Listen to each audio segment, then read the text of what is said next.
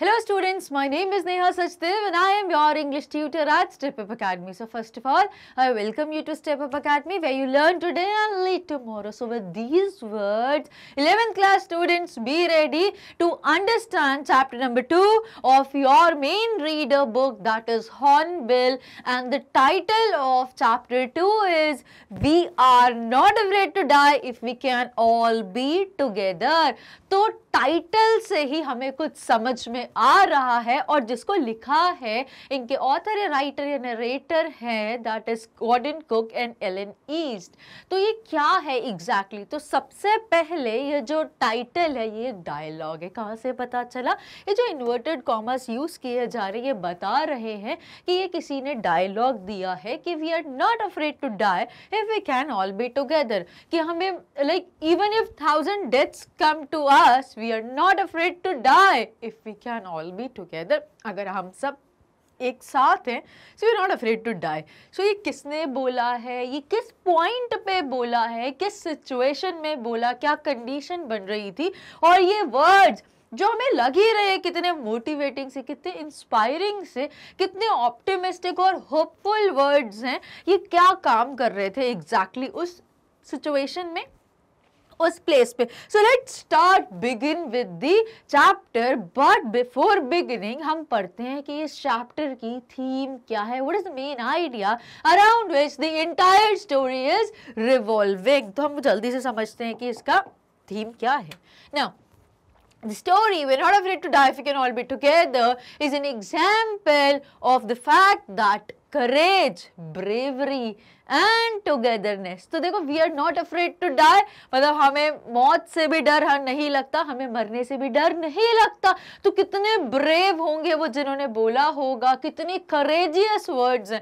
तो of course हमें क्या पता चल रहा है, करेज का पता चल रहा है, हिम्मत का, हौसले का पता चल रहा है, बहादुरी का पता चल रहा है। And if we can all be together तो हमें क्या पता चल रहा है, एक स्ट्रॉन्ग बॉन्ड का पता चल रहा है, हमें टुगेदरनेस की पार पता चल रही है। So it is all about this. So this togetherness can be a remedy for any illness of the world. अब वो क्या बोल रहे हैं, अगर ये तीन चीजें इकट्ठी हैं, that is courage, that is bravery and togetherness, then that for these three things ऐसी कोई भी चीज नहीं है कि जो possible ना हो पाए।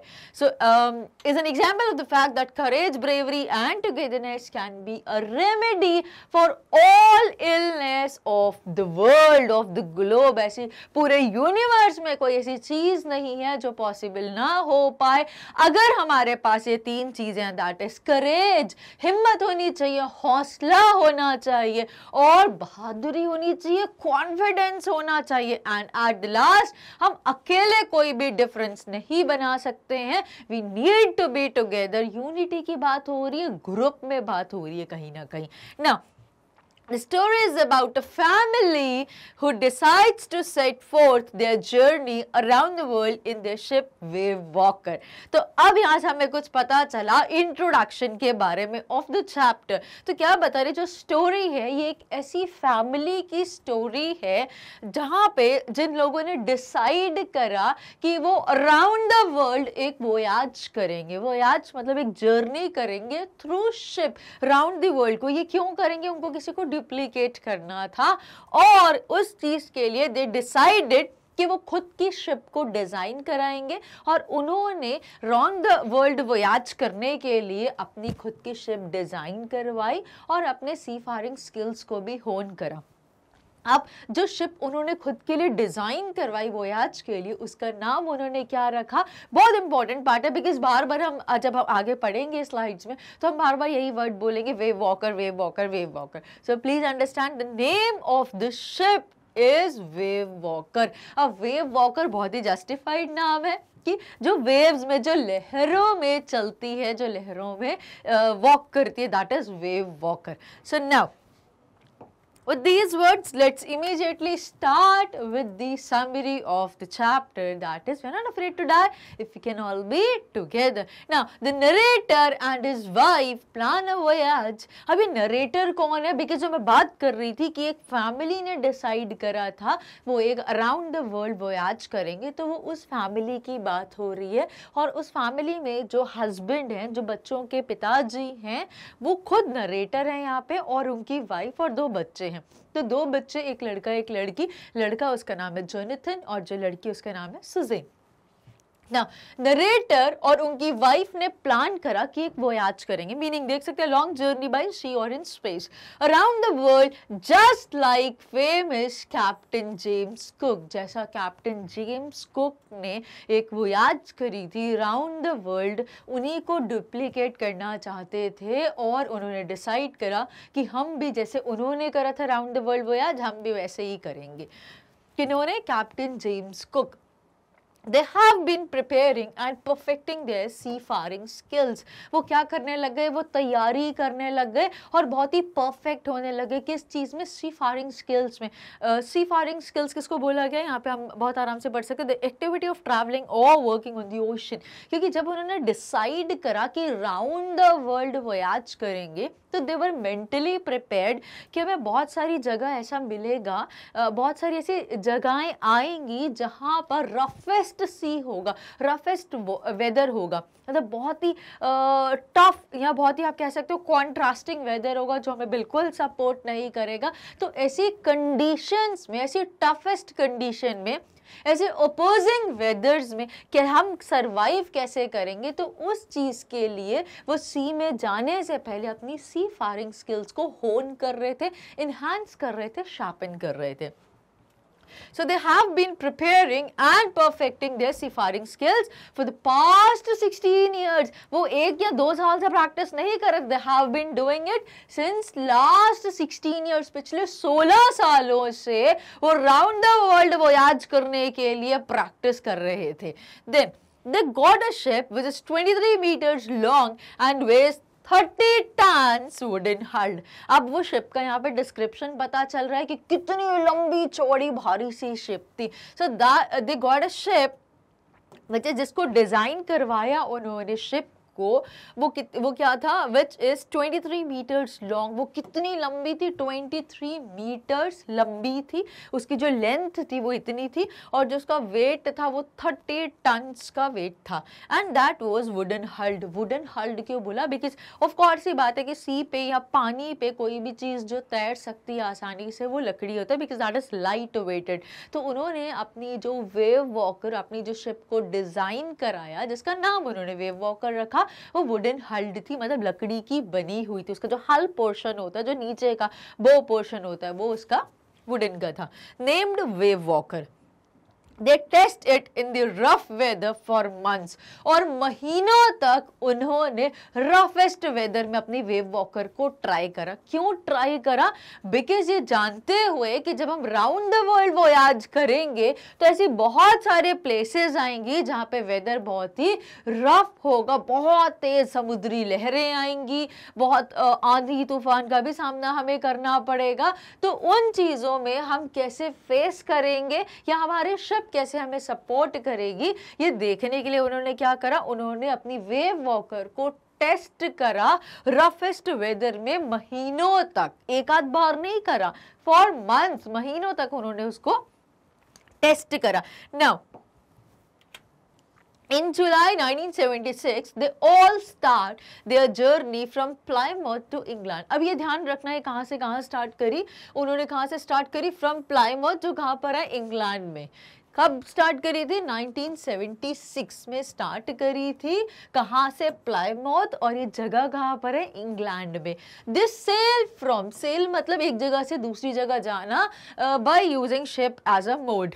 So to travel in and control a boat with sail. So they sail from Africa to Cape Town। कहाँ से कहाँ उन्होंने सेल करा? अफ्रीका से लेके केप टाउन तक उन्होंने सेल करा। From Africa to Cape Town, which was quite a pleasant journey. But ये जो फर्स्ट फेज था उनका, it was quite pleasant। They sailed from Africa to Cape Town, which was quite a pleasant journey, जो काफ़ी pleasant थी, जो काफ़ी like आरामदायक थी, उनको कोई ऐसी प्रॉब्लम नहीं आई। कब? जब वो यहाँ से केप टाउन से लेके, जब वो अफ्रीका से लेके केप टाउन तक ट्रेवल कर रहे थे, तो वेदर बहुत ही फेवरेबल था, चीज़ें बहुत ही स्मूथ थी और बहुत स्मूथली ट्रेवल कर रहे थे। बिफोर हेडिंग ईस्ट, और ईस्ट में हेड करने से पहले द नरेटर हायर 2 crewmen। तो जब वो हेड कर रहे थे, जा रहे थे ईस्ट की तरफ, तो नरेटर ने, जो हस्बैंड है और जो फादर है 2 बच्चों के, उन्होंने डिसाइड करा कि आई हायर 2 crewmen। क्रूमैन क्या होते हैं? जो क्रू मेंबर्स जो शिप के अंदर कंट्रोल और गवर्न करते हैं शिप को, उनको क्रूमैन बोला जाता है। तो उन्होंने डिसाइड करा कि वो 2 क्रूमैन को हायर करेंगे। उनके नाम क्या थे? पहले का नाम था लैरी वजल और दूसरे का नाम था Herb Seigler. To help them tackle one of the roughest sea, the southern Indian ocean. क्योंकि अब उनको ये चीज़ का पता चल गया था कि आगे अब वेदर काफ़ी रफ होने वाला है। स्पेसिफिकली कहाँ का? Southern Indian ocean. उनको पता था कि काफ़ी रफ वेदर मिलेगा वहाँ पे। तो टू हेल्प देम, और उस फैमिली को, उनको लगा कि मैं अकेले नहीं कर पाऊँगा, तो इसके लिए वो पहले से ही प्रिपेयर्ड थे, अपने 2 क्रूमैन को हायर कर लिए, ताकि वो उनको रफेस्ट वेदर सदर्न ओशन में जब वो पहुँचे तो उनको वहाँ पर हेल्प कर सके, उनको सपोर्ट कर सके और उनकी फैमिली को सेफगार्ड कर सके। तो उन्होंने पहले ही 2 क्रूमैन को हायर कर लिया। दैट इज, दोनों के नाम याद रखिए, एक का नाम है लैरी वजल और दूसरे का नाम है Herb Seigler. Then They encountered strong and alarming waves during the second day। और बिल्कुल ऐसा ही हुआ जैसे आप देख सकते हो कि कितनी तेज समुद्री लहरें हैं, लाइक शिप भी थोड़ी सी टिल्ट हो रही है, लाइक वेदर कैसा है। तो ये हमें समझ में आ रहा है कि जैसा उन्होंने प्लान किया, उनको जैसा पता था और चीज़ें वैसी होने लग गई immediately from the second day. तो क्या हुआ? दे एनकाउंटर, उन्होंने सामना करा किसका? Strong and alarming waves. बहुत ही स्ट्रॉन्ग, बहुत ही जाइजांटिक और बहुत ही अलार्मिंग, जो लिटरली अलार्म करने लगी कि यार लाइक अब कुछ नहीं हो सकता, हाई चीज बताने के लिए। So they encounter strong and alarming waves during the second day by December 25। अब बाय December 25 क्यों? December 25 को क्या होता है? क्रिसमस होता है। So by December 25 they all manage to reach 35,000 kilometres east of Cape Town. अब दिसंबर 25 तक उन लोगों ने भी कैसे भी जैसे भी कुछ भी वेव्स आई, कुछ हुआ, जैसे 3 counter strong and alarming waves आई, but anyhow they manage to go across, और उन्होंने successfully 35,000 kilometres heading east of Cape Town, उन्होंने इतनी जर्नी सक्सेसफुली मैनेज कर ली। द फैमिली समहाउ, किसी तरीके से, manages to surpass the bad weather and celebrates Christmas together. और किसी तरीके से फैमिली ने एक हो के, हिम्मत बढ़ा के, हौसला रख के, करेजियस बन के, ब्रेवरी दिखा के और having a sense of togetherness, उन सब चीज़ों के साथ they manage to surpass the bad weather and they celebrated Christmas together। तो surpass का मीनिंग हम क्लियर समझ लेते हैं, to do something better than somebody or something else or better than they expected। तो उनको उम्मीद भी नहीं थी कि वो इतने अच्छे से कर पाएंगे, बट उन्होंने somehow उस चीज को भी टैकल कर लिया और फाइनली 25th of December को बहुत अच्छे से उन्होंने क्रिसमस सेलिब्रेट किया। Now the weather changed, but weather change तो हुआ, लेकिन it got more worse। अब और बद से बदतर हो गया। उनको उम्मीद थी कि वेदर थोड़ा ठीक होगा, वेदर तो और ही बदतर होता गया दिन पर दिन। जैसे जैसे टाइम आता गया, वेदर और उनका अनसपोर्टिव होता गया। So the weather changed, but for the worse, और बेटरमेंट के लिए नहीं हुआ बिल्कुल भी। And finally on January 2, so January 2 यहाँ पर क्या बोल रहे हैं? जब हमारी बात हुई थी, अभी हमने देखा था कि क्रिसमस 25 दिसंबर को उन्होंने एक बहुत strong wave I, but finally उन्होंने शाम को क्रिसमस बहुत अच्छे से सेलिब्रेट करा। अब 7 डेज के बाद की बात हो रही है, that is January 2 the big waves hit them. और अर्ली January 2 में बहुत बड़ी वेव्स फिर से आने लगी और वेव वॉकर को हिट करने लगी।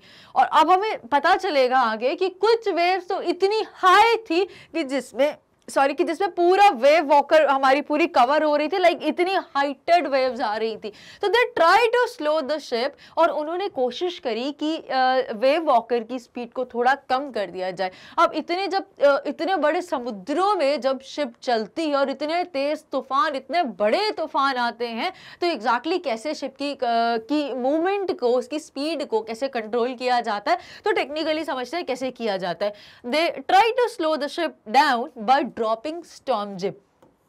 अब यहाँ पे एक पहला वर्ड आया स्टॉर्म जिप। तो स्टॉर्म जिप क्या होता है शिप में, आप जैसे देख सकते हैं कि ये जो मैस्ट है, ये वाला पोर्शन, इसमें एक ऐसी छोटी सी विंडो सॉर्ट ऑफ बनी रहती है, जिसको हम क्या बोल सकते हैं, जिप बोल सकते हो, या फिर हम इसको स्टॉर्म जिप बोलते हैं। तो इसका पर्पस क्या होता है, जब बहुत तेज समुद्री लहरें आती हैं तो इस विंडो को ऐसे खोल दिया जाता है ताकि पानी इसमें यहाँ पे रुक के उसको पोजीशन को ज़्यादा डैमेज ना करे, या उसकी पोजीशन खराब ना करे, या शिप डगमगाए या लहराए नहीं, और वो पानी वहाँ से क्रॉस होके चला जाए। तो ये उन्होंने क्या करा, बाय ड्रॉपिंग। अब ड्रॉप वर्ड क्यों यूज़ करा, क्योंकि होइस्ट करके उन्होंने करा।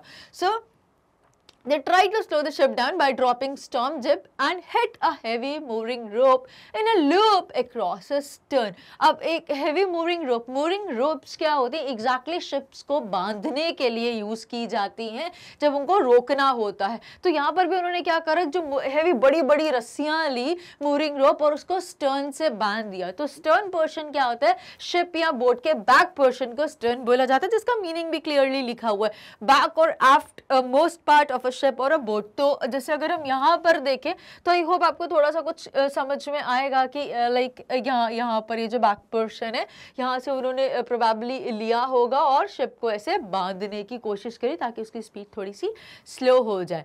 But it doesn't help much. But in सारी एफर्ट्स ने भी बहुत ज़्यादा हेल्प नहीं करी। दे carry their life raft drill, और उन्होंने क्या करा, अपनी लाइफ राफ्ट ड्रिल। जब भी हम बोटिंग भी नॉर्मल सी बोटिंग भी करने जाते हैं तो हम लोग अपनी life raft drills, life jackets, oil skins, इन सबको पहन लेते हैं कि अगर ऐसी कोई कंडीशन बन जाए, ऐसा ना हो कभी, बट कभी ऐसी कोई कंडीशन बन जाए कि weather suddenly weather is something which can not be seen properly, so unforeseen ऐसी कोई कंडीशन हो जाए, so we should be prepared. तो उन्होंने अपने आप को मेंटली प्रिपेयर कर लिया कि वेदर तो बिल्कुल सुधरने नहीं वाला है। जितने भी वो एफर्ट्स कर सकते थे कि शिप को कंट्रोल करने के लिए वो कर ली, और अब वो अपनी लाइफ्स को प्रोटेक्ट करने के लिए भी बिल्कुल तैयार हो गए। क्या क्या किया उन्होंने, they carry their life raft drill. Raft drill क्या होता है, अ लाइफ बोट और life raft is a small rigid और inflatable boat carried for emergency evacuation in the event of a disaster abroad a ship. अब raft drill एक ऐसी छोटी सी boat जैसी होती है कि वो इमरजेंसी में खोल लेते हैं कि अगर शिप के डूबने के चांसेस, इतना बड़ा ओशन है, लाइक स्विमिंग तो कोई पॉसिबल है ही नहीं, तो वो छोटी सी बोट की मदद से एटलीस्ट वो कहीं शोर तक तो वो टच कर लें या कहीं किनारे तक वो पहुंच जाए। तो उन्होंने क्या करा, दे कैरी देयर राफ्ट ड्रिल्स, उन्होंने अपनी राफ्ट ड्रिल्स को कैरी कर लिया, सबने जो इमरजेंसी के लिए रखी होगी। अटैच लाइफ लाइन्स, अपनी लाइफ लाइन को अटैच कर लिया अपने साथ। डोंट लाइफ जैकेट्स पहन ली और ऑयल स्किन्स को रेडी कर लिए। इन सारी चीज़ों के साथ वो बिल्कुल तैयार हो गए। अगर जैसे ही कोई ऐसा अनफोर्सीन कंडीशन होती है, जैसे ही कोई इमरजेंसी आती है, तो हम लोग सब कूदने के लिए बिल्कुल रेडी हैं। Like they were mentally very much prepared कि वेदर ठीक नहीं हो रहा है and we have to protect our lives.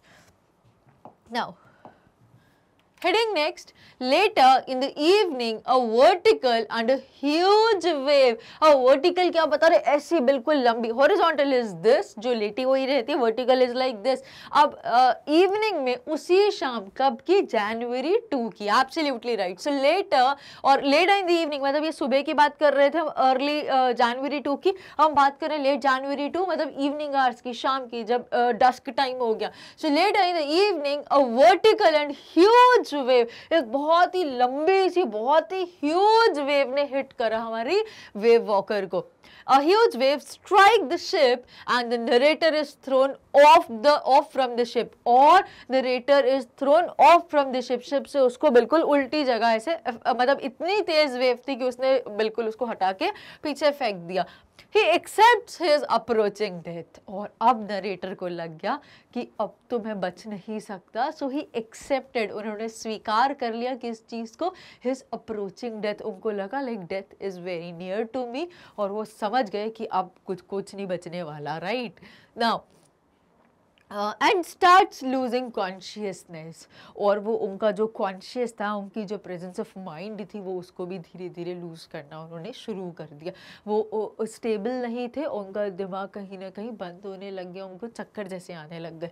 When the ship is about to overturn a huge wave. और अभी क्या हुआ, अभी हमने देखा यहाँ पे कि एक बड़ी सी, एक वर्टिकल सी, ह्यूज सी वेव आई, जिसने क्या करा, वेव वॉकर को जोर से हिट करा, जिसकी वजह से क्या हो गई, बिल्कुल जो आगे जो बैठे हुए थे उनके हस्बैंड, उसको बिल्कुल धक्का देके वो पीछे पहुंच गए, और उनको प्रोबेबली कहीं ना कहीं लगी होगी, जिसकी वजह से वो अनकॉन्शियस होने शुरू हो गए, और वो समझ गए कि like my death is near, like I am gonna die now.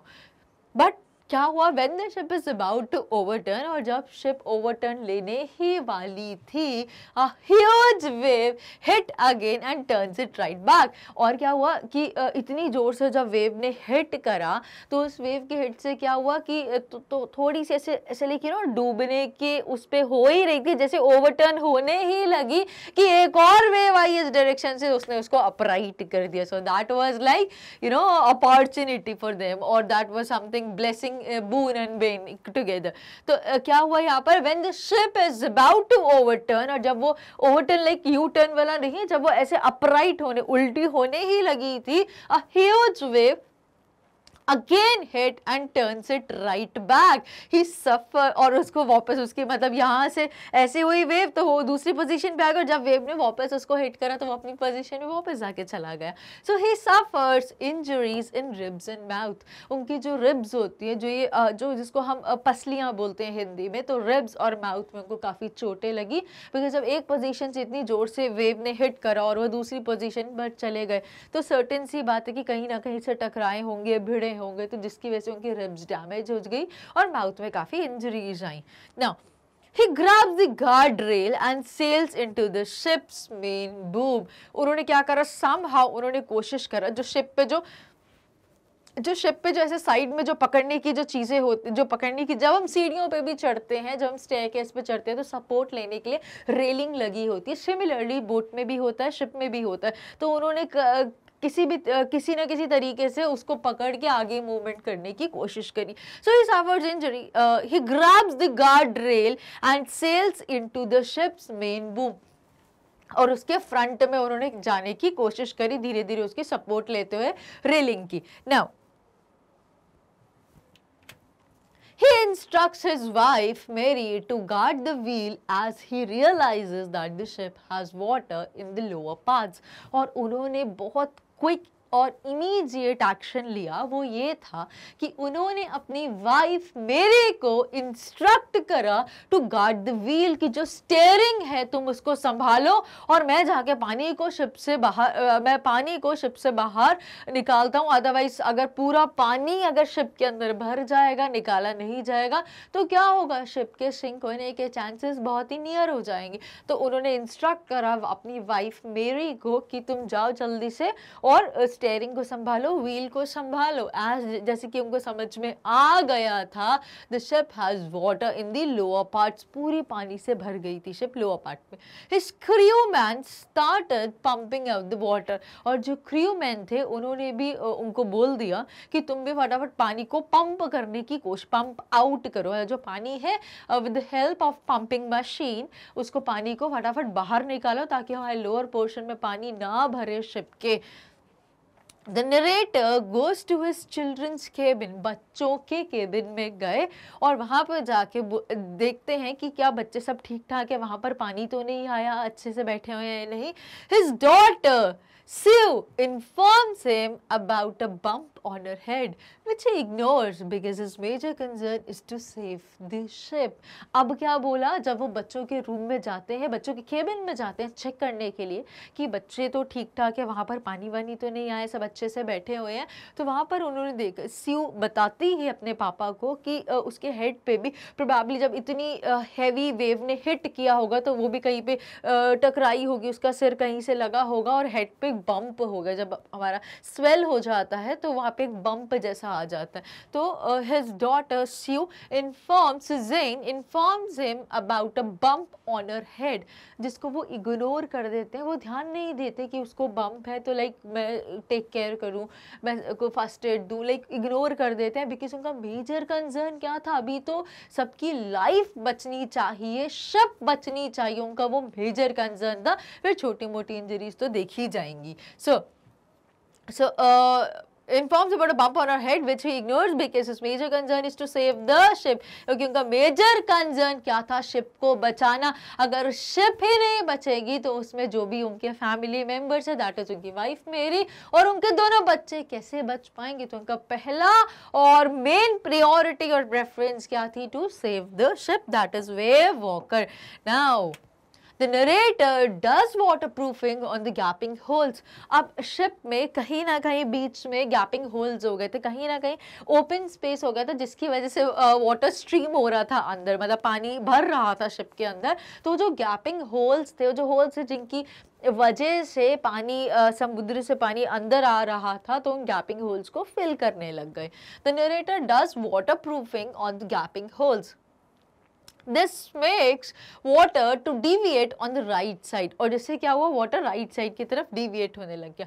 The hand pump gets blocked due to debris and electric pump gets short circuited, और क्या हुआ, जो वो hand pump use कर रहे थे पानी को पंप आउट करने के लिए, शिप से पानी को पंप आउट करने के लिए, दैट गॉट ब्लॉक्ड, वो भी ब्लॉक हो गया। किसकी वजह से, जो डेब्रीज आ रही थी पानी में, मतलब पूरा समुद्र का पानी अंदर आ गया और समुद्र में कुछ भी जो लोग वेस्ट उसमें थ्रो कर देते हैं, तो जो डब्बी ढक्कन ऐसी छोटी छोटी जो चीज़ें होती हैं, लाइक वेस्ट मटेरियल ऐसा, वो पूरा उसकी वजह से जो हैंड पंप था वो ब्लॉक हो गया। अब वो काम करना बंद कर गया और जो उनके पास इलेक्ट्रिक पंप था वो शॉर्ट सर्किट हो गया, बिकॉज इतना ज़्यादा पानी कॉन्टिन्यूसली शिप के अंदर आ ही जा रहा था।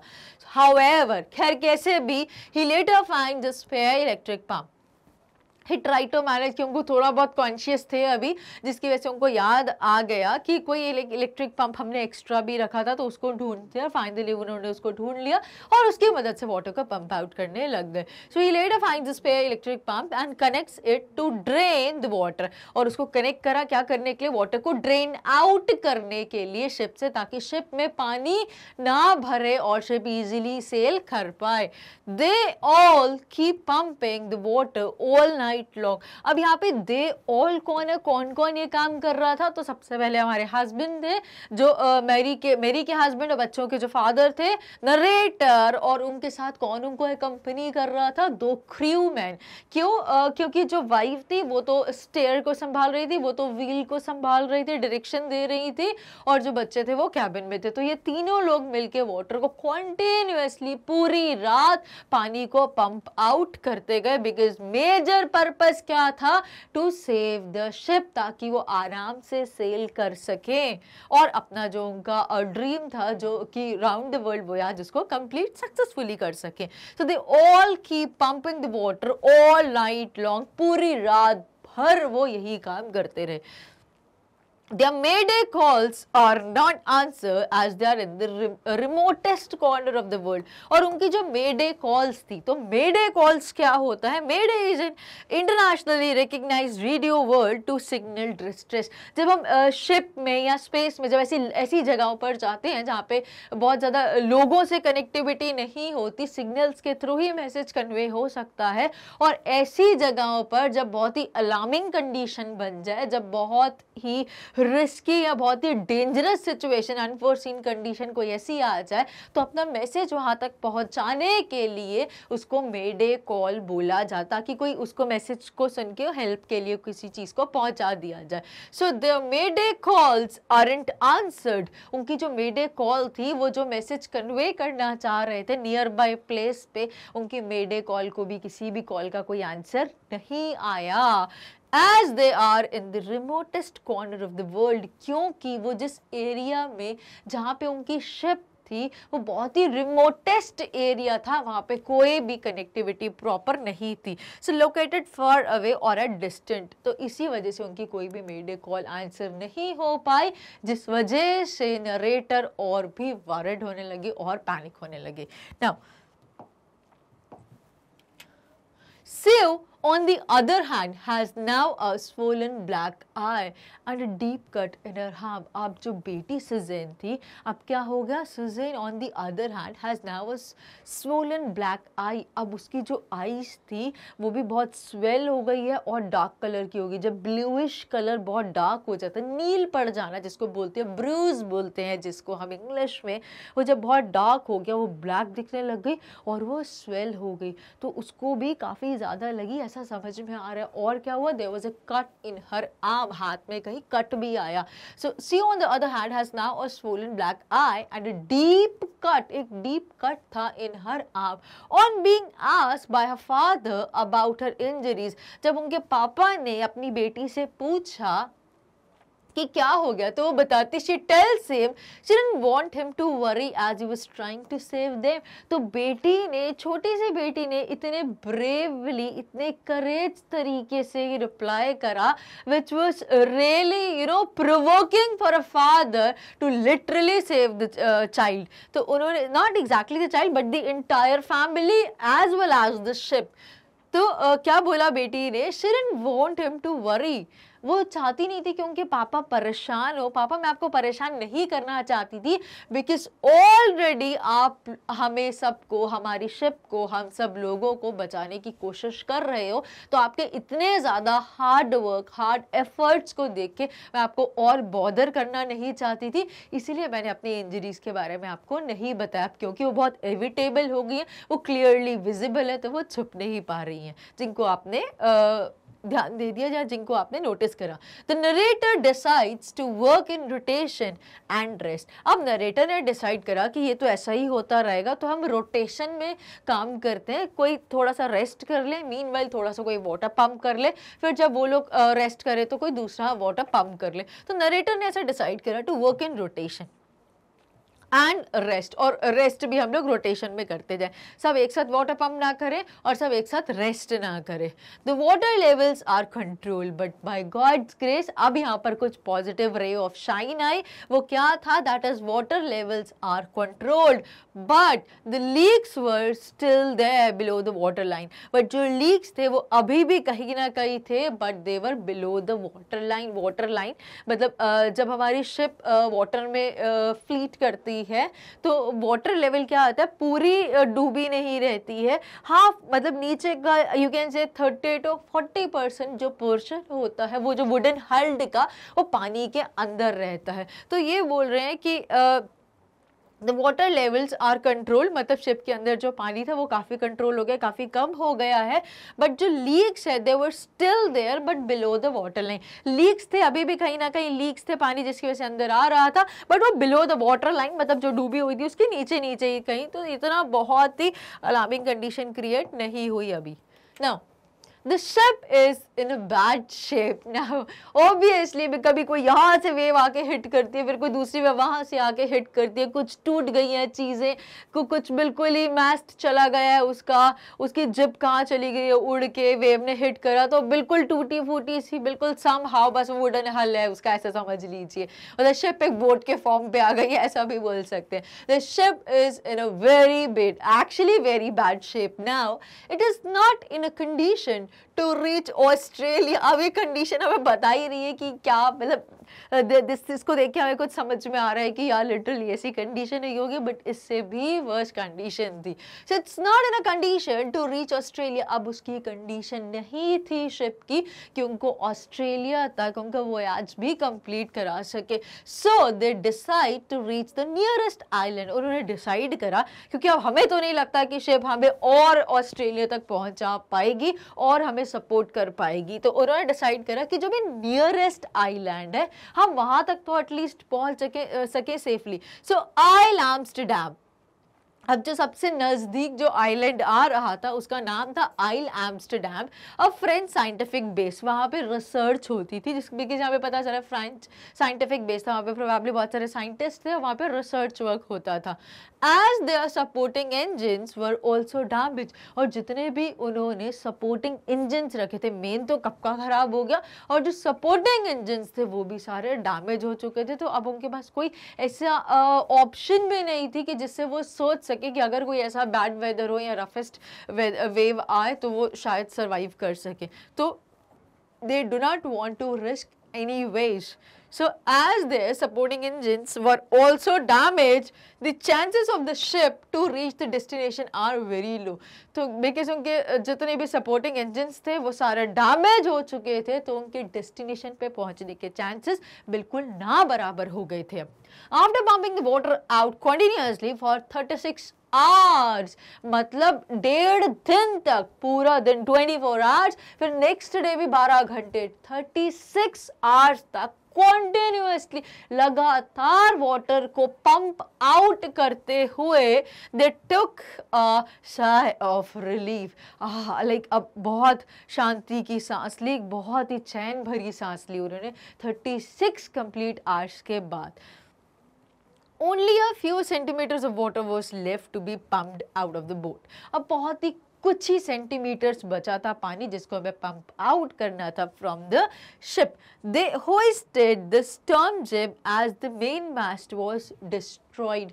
अब जो शिप का मेन मास्ट होता है जो सेल करने के लिए हेल्प करता है वो भी डैमेज हो चुका था. मेन मास्ट जो बहुत मेजर काम करता है एक शिप में. सो दे होइस्टेड द स्टॉर्म जिब, और इसीलिए उन्होंने स्टॉर्म जिब को होइस्ट करा as the main mast was destroyed. अब होइस्टेड क्या करते हैं, रस्सियों से जब हम किसी चीज को खोलते हैं ताकि वो चीज खुल जाए. स्टॉर्म जिब स्मॉल हेवी जिब for use in a high wind के लिए यूज की जाती है. नाउ अब इसके बाद they ate their first meal in 2 days. अब 2 दिन हो गए उन लोगों ने कुछ नहीं खाया, because they were continuously pumping out water from the ship so that ship shouldn't sink, ताकि शिप डूबे ना. इसीलिए अलार्मिंग रेट पे उनको वाटर को पंप आउट इमीडिएटली और कॉन्टिन्यूसली करना पड़ा, जिसकी वजह से पूरे 2 दिन बीत गए थे, उन लोगों ने कुछ भी नहीं खाया. And after 2 days they had their first meal. और क्या खाया, कुछ corned beef और crackers. The weather soon started changing. और weather फिर से बहुत, जैसे ही उन्होंने मील करा ही है अभी, और फिर से weather change होने लग गया और घने काले बादल शिप पर छाने लग गए. And they again got scared. So the weather soon started changing and again the black clouds took over by the morning of January 5. और early January 5 में सुबह सुबह फिर से काले बादल छाने लग गए, जो और ही अलार्मिंग कंडीशन क्रिएट कर रही थी. His son Jonathan, और दिस इज द टाइम जहां पर जोनाथन बोलता है, title of the story, we are not afraid to die, we can all be together. So अब जोनाथन इस मोमेंट पे जब चीजें और मैनेज हुई, थोड़ी सी कंट्रोल में हुई, और फिर से उन्होंने ब्रेक भी लिया, उन लोगों ने फर्स्ट मील खाया अपना 2 दिन के बाद, और अर्ली मॉर्निंग जनवरी 5 में फिर से चीजें खराब होनी शुरू हो गई. फिर से बादल, काले काले बादल छाने लग गए, और अब ऐसा फिर से लग रहा था कि फिर से कोई वेव आने वाली है, तूफान आने वाला है ना. अब इस मोमेंट पे बिकॉज अब तो शिप भी बिल्कुल अच्छी कंडीशन में नहीं थी. शिप, जैसे हमने प्रीवियस स्लाइड में देखा कि शिप की कंडीशन, हमने यहाँ पर देखा कि शिप में तो कुछ बचा ही नहीं, बिल्कुल खाली, इसके मास्ट वास्ट सब चले गए, बस रस्सियों से बंधी हुई है और कुछ टूटा फूटा. इट वाज लाइक बिल्कुल बद से बदतर कंडीशन हो गई है शिप की. तो अब लाइक उनको समझ में आ गया था हमारे पास कोई स्पेयर इंजन भी नहीं है, हमारे पास और हैंड पंप्स या इलेक्ट्रिक पंप्स भी नहीं बचे जिससे हम वाटर को पंप आउट करें, कोई ऑप्शन नहीं है हमारे पास। तो इस मोमेंट पे जनवरी 5 को जोनाथन ने अपने पापा को बोला, told him that he didn't fear death as long as they were all together, कि पापा no worries, even if 1,000 deaths come to us, we are really not afraid to die if we all can be together। अगर हम सब एक साथ हैं तो even if death comes to us, no worry, we are not afraid, हमें कोई डर नहीं लगता, मरने से भी हमें डर नहीं लगता अगर हम सब एक साथ हैं। Then this filled him with determination to fight the sea। और ये encouraging से word, इतने inspiring से, इतने motivating से वो बच्चे के word ने literally hit the narrator and he was provoked कि अब तो कुछ भी हो जाए, I have to save the ship by any hook or crook। So this filled him with determination to fight the sea। The struggle continued and the narrator tried his best to protect the weakened starboard side। और ये जो उनका struggle था लहरों से लड़ने वाला, अपनी शिप को बचाने का, अपनी फैमिली को सेफगार्ड या प्रोटेक्ट करने का ये स्ट्रगल उनका चलता रहा। The struggle continued and the narrator tried his level best to protect the weakened starboard side। starboard side कौन सी होती है? right hand side और left hand side of the ship। जैसे अगर ship इस direction में move कर रही तो जो either sides होती हैं इनको starboard side बोला जाता है। अभी क्यों weak हो गई थी? because waves ने either sides पे hit करा था तो probably सारी चीज़ें damage हो गई थी, parts break हो गए थे, कुछ जाके sea में ही चले गए थे तो उनको manage भी नहीं कर पा रहे थे ठीक करना। तो किसी तरीके से नरेटर मैनेज कर रहा था कि मैं स्टारबोर्ड साइड्स को मैनेज करूं। स्टारबोर्ड साइड का एग्जैक्ट हम मीनिंग भी देख सकते हैं। When looking forward toward the bow of a ship, port and starboard side refers to the left and right sides। The same evening और उसी शाम क्या हुआ? The narrator and his wife sat together holding hands thinking that the end was near।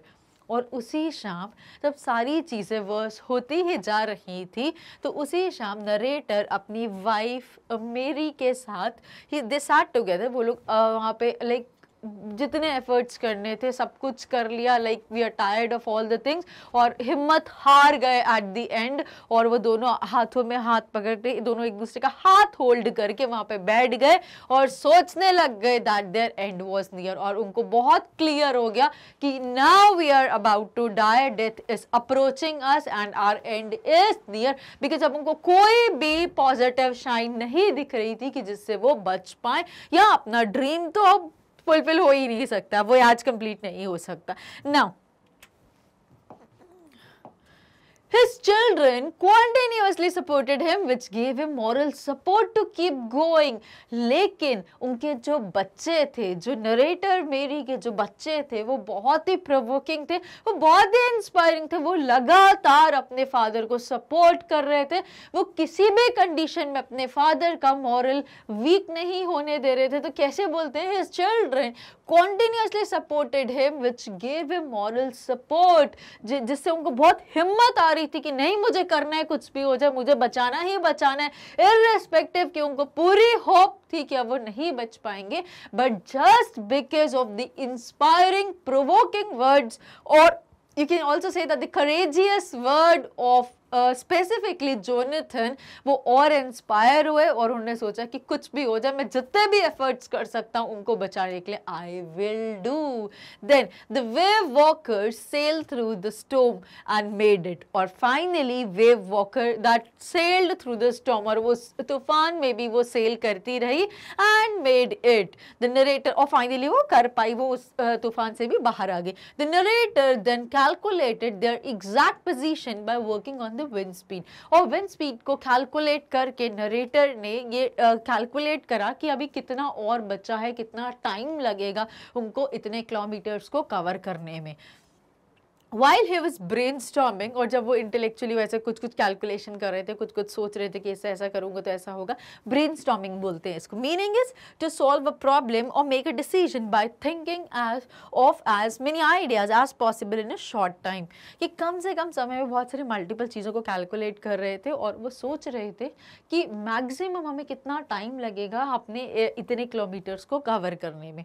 And while he was brainstorming, she gave him a card और इतने में ही उनकी जो बेटी थी, जो अगेन सेकंड मोटिवेटर थी अपने पापा की, वो अपने कार्ड के साथ आई और कार्ड में कैरिकेचर्स बनाए थे. सो क्या होता है, give him a card that she had made, उसने खुद बनाया उस शिप में, जो एक्सप्रेस कर रहा था हर love and gratitude towards the family. अब वो कार्ड में क्या बना था कि जो लव और वो जो ग्रैटिट्यूड दिखा रहा था टुवर्ड्स द फैमिली, तो वो कैरिकेचर्स बनाए थे. उसमें कैरिकेचर्स क्या होते हैं, मतलब ऐसी वाली इमेज, लाइक ऐसा और ऐसा कुछ, और होल्डिंग हैंड्स ऐसे, एक और लाइक ये मामा है ये, राइट, ब्यूटीफुल सी मामा,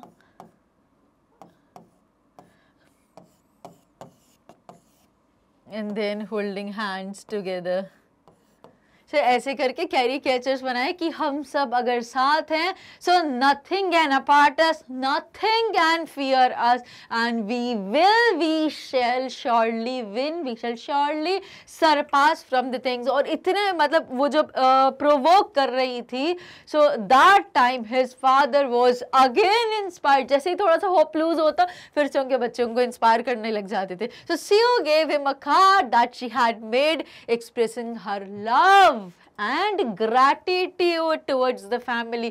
और बिकॉज वो देख रही थी कि उसके पापा कॉन्टिन्यूसली एफर्ट्स कर रहे हैं उनको बचाने के लिए, मम्मी कैसे व्हील को मैनेज कर रहे हैं, respective she is naive into it. उन्होंने बहुत ज़्यादा नहीं सीखा उसके बारे में, बट फिर भी mama is somehow trying to manage. और कैसे बच्चे कॉन्टिन्यूसली इंस्पायर प्रोवोक कर रहे हैं अपने फादर स्पेसिफिकली को. Now he instructed Larry. Larry कौन है ये, जो उन्होंने 2 क्रूमैन हायर करे थे, तो उनका लैरी वजल ये एक क्रूमैन है. सो ही इंस्ट्रक्टेड, नरेटर ने उनको इंस्ट्रक्ट करा क्रूमैन लैरी को, to steer the course to 185 degrees. तो 185 डिग्रीज मतलब बिल्कुल ऐसा यू टर्न करने के लिए बोला, 360 पूरा राउंड हो जाएगा, लाइक 180 अगर हम ऐसा बोले तो ये 90 डिग्री, और ये इतना और ये इतना सा बोल दिया कि 185 डिग्री पे टर्न करने के लिए स्टेयर को इतना घुमाने के लिए बोला. So instructed Larry to steer the course to 185 degrees. He said that if they were lucky, और अगर वो खुश नसीब हुए, if they were well fortunate, they could hope to find Ireland by 5 PM. और वो बोलते हैं कि अगर हम enough fortunate हुए तो 5 बजे, शाम के 5 बजे तक हम आइलैंड तक आराम से पहुंच जाएंगे, बस तुम जल्दी से टर्न ले लो, एक 185 डिग्री का टर्न इमीडिएटली ले लो. He dozed off and suddenly got up around 6 PM. और उनको इतना उन्होंने बोला, और बिकॉज वो 2 दिन से सोए नहीं थे और इतना कॉन्टिन्यूसली वाटर पंप आउट कर रहे थे, जिसकी वजह से पूरे टायर्ड हो गए थे, एग्जॉस्ट हो गए थे, और खाना खाया, थोड़ा सा रिलीफ मिला, और उन्हें थोड़ा कैलकुलेट करा, अगेन उनका माइंड भी टायर हो गया, तो ही फेल अस्लीप, वो डॉज्ड ऑफ, उनको नींद आ गई, झपकी आ गई. सो ये start to sleep specially during the day, जब उनको दिन में हम जब सोते हैं ना, झपकी लेते हैं, नैप जिसे बोलते हैं, छोटी सी नींद को. सो ये डॉज्ड ऑफ, और जैसे उनकी नींद खुली, इट वाज 6, बिकॉज उन्होंने एक्सपेक्ट करा था कि शाम के 5 बजे अगर सब चीज़ें सही रही, if we are over blessed, तो हम शाम के 5 बजे तक आइलैंड को टच कर लेंगे, उस आइलैंड तक पहुंच जाएंगे. और उनकी इतने में नींद लग गई, और जैसे ही उनकी नींद खुली, इट वॉज अप्रॉक्स 6 PM, मतलब 1 घंटा एक्सपेक्टेशन के बाद, ही believe that they didn't make it and was disappointed. फिर से उनको लगा मैंने 5 बजे एक्सपेक्टेशन करी थी और मेरी नींद लग गई, और अब 6 बज गए, अब कहाँ पे कहाँ जाएंगे, बिकॉज वो आइलैंड तो चला गया होगा और इसको गए हुए भी 1 घंटा होगा, तो हम वहाँ पे कहाँ से वापस करें. So he became disappointed. His son came and informed him about how they reached the Ile Amsterdam island. और इतने में ही उनका बेटा सुजैन उनके पास आया, बेटा जोनाथन उनके पास आया. His son came and informed him about how they reached to the Amsterdam Island. और जो Amsterdam Island उन्होंने एक्सपेक्ट करा था शाम के 5 बजे पहुंचने का, वो वहां पहुंच गए हैं. And he called him the best daddy and best captain. और वहां पर बिकॉज अभी क्या लग रहा था, नरेटर को ऐसा लग रहा था कि हम उसको क्रॉस कर चुके हैं, because 5 PM उन्होंने एक्सपेक्ट करा था कि हम वहाँ पर टच करेंगे, बट अब तो 6 हो गए, तो उनको लग रहा था हम कहीं पीछे छोड़ के आ गए हैं और हम काफ़ी आगे आ गए। बट जैसे ही उनके बेटे ने उनको इन्फॉर्म करा कि हम कैसे अपने आइल एम्स्टरडैम पे पहुंचे, और वहाँ पे पहुंच के उन्होंने उनको क्या बोला, बेस्ट डैडी तो बोला ही बोला, बट उसके साथ क्या बोला, you are the best captain ever. क्यों बोला? बिकॉज वो इतने अच्छे से उन्होंने इंस्ट्रक्शन दिया, इतने अच्छे से चीज़ों को मैनेज करा, वाटर को पंप आउट कर रहे थे, स्टीयर कर रहे थे, गाइड कर रहे थे, उनका जो कैलकुलेशन इतना इनका जो कैलकुलेशन इतना परफेक्ट था, इन सब चीजों की वजह से they were successfully able to reach Ile Amsterdam at somewhere the expected time. Now So now comes the end. They reached the island with little struggle and with the help of inhabitants. अब वो कैसे तैसे करके वो आइल Amsterdam थोड़ी मेहनत से तो पहुंच ही गए with the help of inhabitants. तो लोकल लोग, किसी प्लेस के जो लोकल लोग होते हैं, वहाँ की जो जाति होती है, वहाँ के जो जीव जंतु होते हैं, उनको inhabitants बोला जाता है। Example, a person or animal that lives in a place. The whole team, the family and the crew members never stopped trying. अब फाइनली वो वहाँ के लोगों की मदद से उस पर्टिकुलर प्लेस पे तो पहुंच गए, और पूरी जो टीम थी, family including the 2 crew members, the whole team, the family and 2 crew members, they never stopped trying. Their struggle and hard work finally saved them. तो हमें यहाँ पे क्या पता चला, उनका जो हार्ड वर्क था, इतनी जो कड़ी मेहनत कर रहे थे, जो इतना स्ट्रगल कर रहे थे, that gave them positive result, और उनकी मेहनत अब सफल हो गई, and finally वो अपनी पूरी फैमिली को, क्रूमैन को और अपने वेव वॉकर को भी बचा पाए। So here we end with the story. We are not afraid to die if we can all be together. Now let's see कि इन स्टोरी से हम क्या सीख सकते हैं या हम क्या conclude करें। So to sum up, we are not afraid to die if we can all be together. Summary, we can say that collective power of unity and the never failing confidence of the sailors, जो उन सबकी जो वो unity थी, और वो जब सबकी जो पार्ट्स थी, जो सबकी ताकत थी, वो जब यूनाइट हो गई, लाइक वो बात करते हैं ना कि a finger can not do something if it's a fist. अगर हम इन फिंगर्स को इकट्ठा कर लें, so it makes a fist, जो बहुत ही पावरफुल होता है, जो बहुत ही हेल्पफुल होता है। तो यही वाला ऐसा कुछ समझाना चाहते हैं कि can see the collective power of unity, कि एकता में कितनी ताकत होती है, and the never failing confidence of the sailors, कि उनको पूरा कॉन्फिडेंट था, उनको पूरी उम्मीद थी कि we will make it through, made it possible for them to survive and come out from the jaws of teeth. मतलब मौत के मुंह से वो लोग कैसे बाहर आए, इतने स्ट्रॉन्ग विंड से, इतने तेज बड़े तूफानों से भी वो कैसे भी फाइट करके वो सक्सेसफुली बाहर आए और पूरी फैमिली को along with the ship save करा. So that is what a credible task. So we end with the discussion of the chapter We Are Not Afraid to Die If We Can All Be Together. Now immediately let's look at some important phrases जो आपको आपकी chapter के शुरुआत में दिए हुए हैं. जब आप अपनी चैप्टर 2 खोलेंगे, उसके बिगिनिंग में कुछ important phrases होते हैं which are relevant to the entire chapter. तो वो important phrases क्यों हैं? Because उसमें आपको एक complete theme का पता चलता है. So we would discuss about those important phrases now. तो सबसे पहला phrase क्या है? Honing our seafaring skills. तो मैं आपको बताती हूँ पहले और फिर हम उसको read करेंगे कि होता क्या.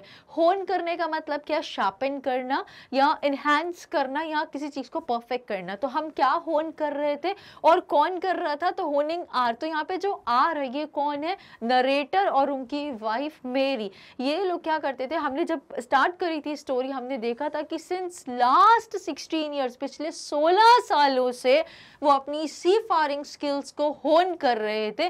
वो रोज सी में जाते थे और वहाँ पे वेव वॉकर को एक्सपेरिमेंट करते थे और अपनी प्रिपेयर करते कि अगर ऐसा स्टॉर्म आएगा तो हमें कैसे करना है, कैसे हमें लाइफ लाइंस का यूज़ करना है, जैकेट्स का यूज़ करना है, राफ्ट ड्रिल का यूज़ करना है, ये सारी चीज़ों को प्रैक्टिस करते।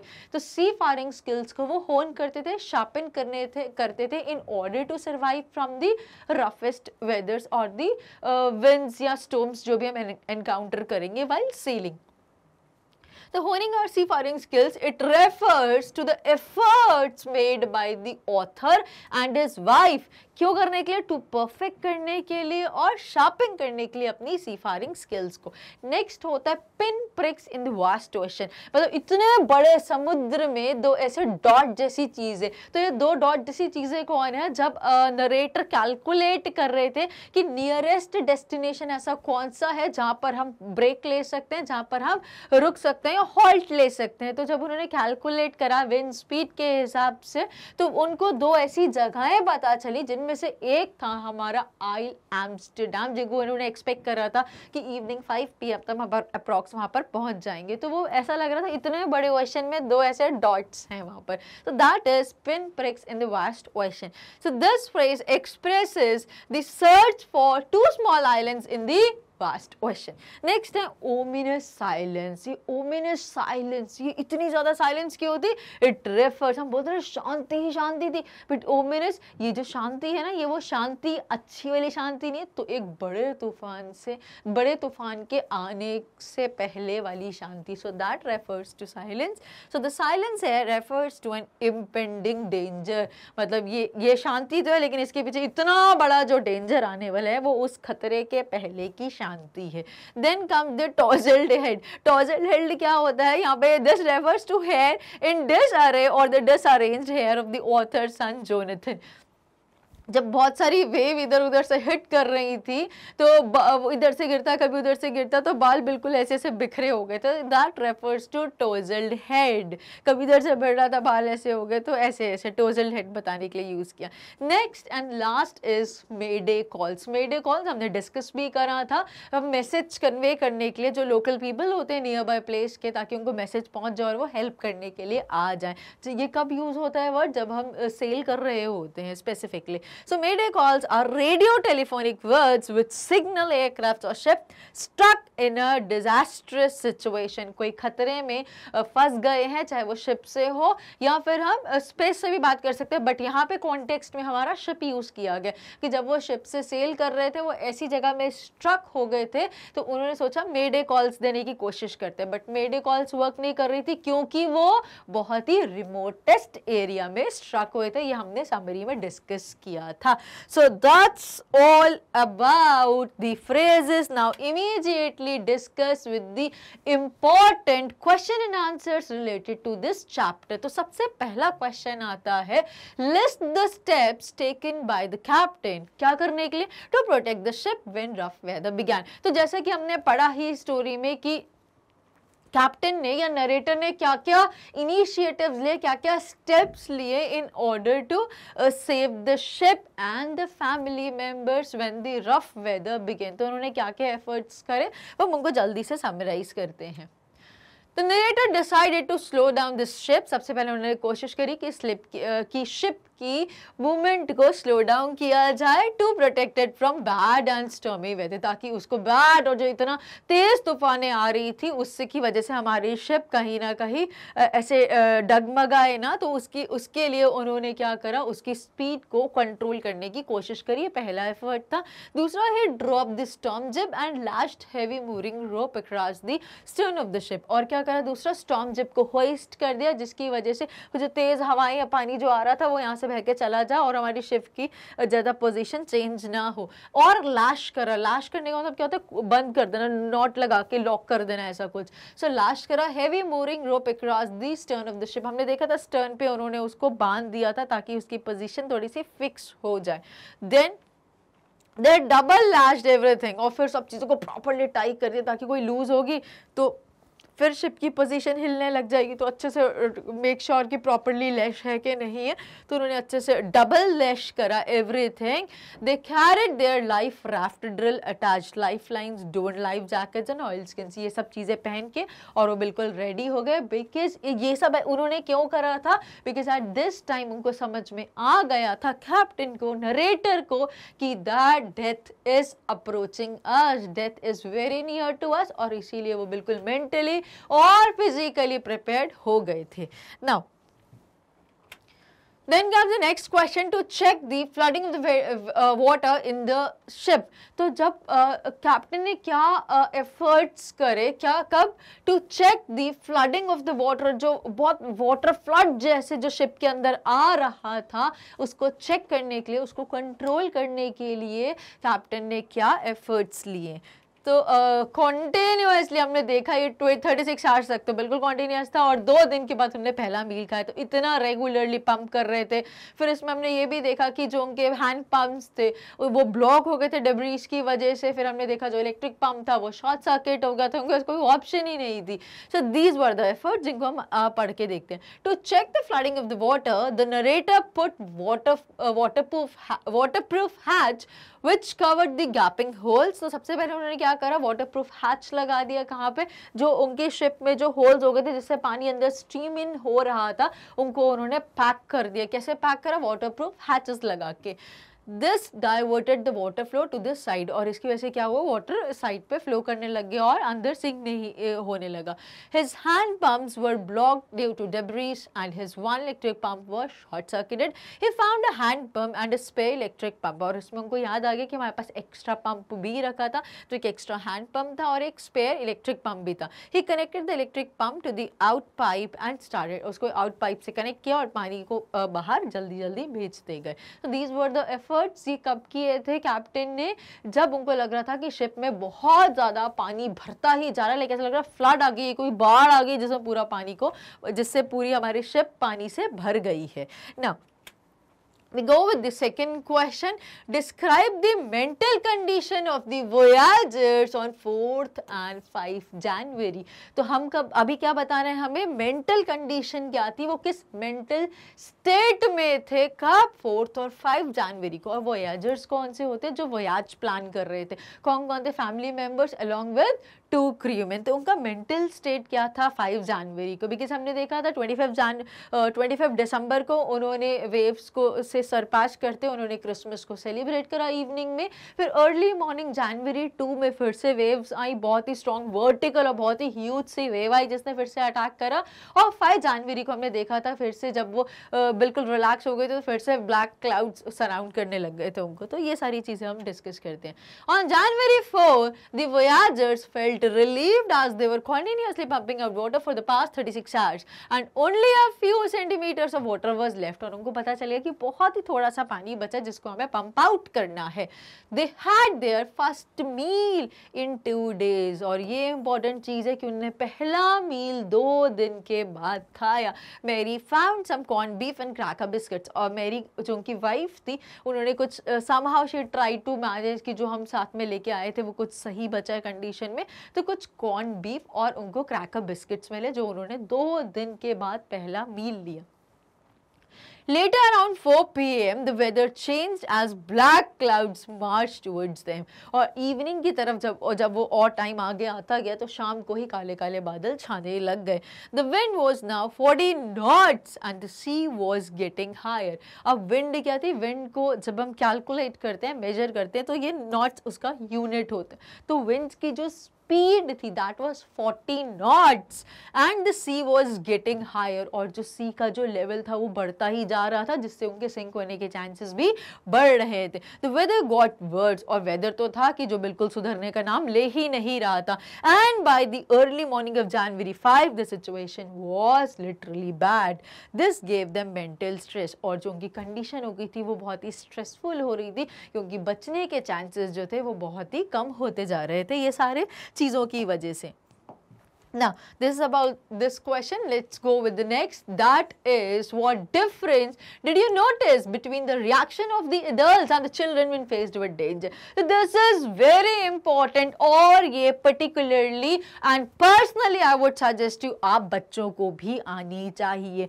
Being a student of 11th class, आपको पता होना चाहिए कि come whatever, कैसी भी कंडीशन हो, कैसी भी सिचुएशन हो, आपके पेरेंट्स, बिकॉज वो थोड़े एज में बड़े हैं, इनफैक्ट काफ़ी आप लोगों से एज में बड़े हैं, हो सकता है एट टाइम्स ऐसी सिचुएशन आए जब वो पैनिक हो जाए, जब उनकी हिम्मत टूट जाए, जब उनका हौसला थोड़ा सा कम हो जाए, तो उस टाइम पे it is everyone duty, it is your duty, हर एक बच्चे की, it is the duty of every single child to become the motivating factor for their parents. तो उस समय आपको अपनी हिम्मत को कम नहीं करना. You have to be more courageous. You need to show that you are more brave and you have to be trustworthy, be positive. और उनको आपको मोटिवेट करना है, उनकी हिम्मत को बढ़ाना है, बहुत करेज रखनी है. तो एवरी चाइल्ड को वो करना चाहिए जो यहाँ पर स्टोरी में जोनाथन ने भी करा और सुज़ैन ने भी करा, दोनों बच्चों ने. तो अब यही हम क्वेश्चन को डिस्कस करेंगे इस आंसर में. So there was a huge difference, there was a yawning gap. Yawning gap का मतलब क्या होता है? ह्यूज डिफरेंस बताने के लिए फ्रेज यूज होता है, पढ़ लेना, समझ लेना. So there was a huge difference किसमें? Between the reaction of the parents and the children.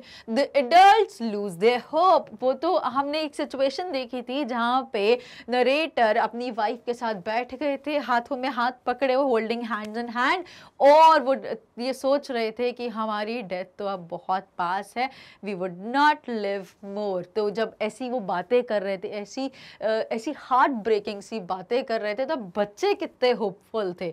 So the adults lose their hope at the end and wait for the fate of death. और वो इंतजार कर रहे थे अपनी final destination का, अपनी डेथ का. On the other hand the children were very hopeful. ये होपफुल तो नहीं उनको जस्टिफाई कर रहा, it should be actually very hopeful and gave the narrator moral support. और उन्होंने एक्चुअली नरेटर को moral support दी, अपने पापा की हिम्मत को उन्होंने बिल्कुल भी टूटने नहीं दिया. With the support of his children, Jonathan and Suzanne, he decided to make it to the island at any cost. और सिर्फ अपने बच्चों की वजह से, अपने बच्चों के कॉन्टिन्यूसली इंस्पायरेशन की वजह से ऑथर ने, नरेटर ने, कैप्टन ने, बेस्ट डैडी ने ये डिसाइड करा कि कुछ भी हो जाए, at any cost, by hook और crook, I shall make to the island. और जो वो सक्सेसफुली कर भी पाए. The children showed maturity. तो बच्चों ने क्या दिखाई? बच्चों ने बहुत ही मैच्योरिटी दिखाई. उन्होंने कोई भी बचपने वाली हरकत नहीं करी. कैसे पता चला? जो सुज़ैन थी, जो यंगर डॉटर थी, उसको इतना बड़ा बम्प आ गया, उसकी आई स्वेल हो गई, ब्लैक हो गई, और उसके आर्म में भी कहीं कट आ गया, बट उन्होंने बिल्कुल शो नहीं करा. और जो जोनाथन था वो तो इतना इधर से उधर गिरा कि उसके पूरे बाल कार्टून जैसे बन गए, बट फिर भी बच्चों ने हौसला नहीं तोड़ा. सो दैट इज, उन्होंने बहुत मैच्योरिटी दिखाई, उन्होंने बहुत स्मार्टनेस दिखाई वहां पर. So the children showed maturity. His son expressed courage as to how he wasn't afraid to die, as if they were all together. अगर हम सब साथ हैं तो we are even not. तो अगर इतनी सी बात कोई बच्चा अपने पापा को बोले कि पापा कोई बात नहीं, आप घबराइए मत, हमें कोई डर नहीं लगता, अगर ऐसी 100 डेथ्स भी अगर हमारे पास आ जाएंगी तो हमें डर नहीं लगता, अगर हम सब साथ में. तो they want to send a message of togetherness, of the bond of family, वो लव ऑफ फैमिली बताना चाहते थे. So his daughter made him a card expressing her love and affection towards her parent. और वो जो Suzanne ने, वो स्यू ने जो कार्ड बनाया था कैरिकेचर्स का, उससे तो उस उतनी स्ट्रेसफुल कंडीशन अफेक्शन में भी पापा को इतनी हंसी आ गई, तो इतना लव, वो बेटियां तो लाइक बहुत पापा की सॉफ्ट हार्टेड गर्ल्स होती है। सो वो जो लव और अफेक्शन वो कार्ड के थ्रू बताई, सो वो उससे तो पापा बहुत ही ज्यादा खुश हो गए। सो his daughter made him a card expressing her love and affection towards her parents and road a beautiful message. She was injured still, she didn't let it become a hurdle. उसको भले कितनी भी चोट लगी हुई थी, बट उसने उसको हर्डल, उसने बाधा नहीं बनने दिया कि पापा को कहीं मैं डाइवर्ट कर दूं, पापा मेरी चोटों को देखने लग जाएं और वो चीज़ों से डाइवर्ट हो जाए। उसने वो बिल्कुल ऐसा नहीं करने दिया। And she didn't let it become a hurdle for her parents who were trying to save the ship. So this is all about the discussion of the important question answer relating to the chapter.